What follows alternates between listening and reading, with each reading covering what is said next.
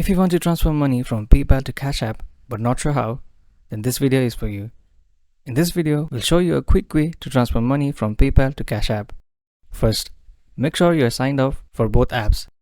They are popular for sending money with features like crypto investing available on PayPal. Many people want to transfer funds between two, so let's dive into how to do it.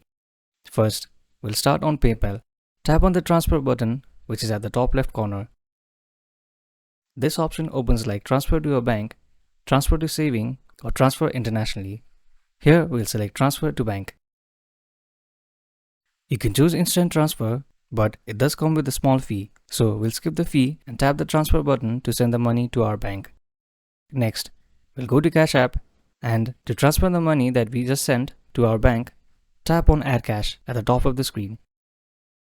We'll enter the value we want to send and tap Add button, and the money instantly appears in Cash App.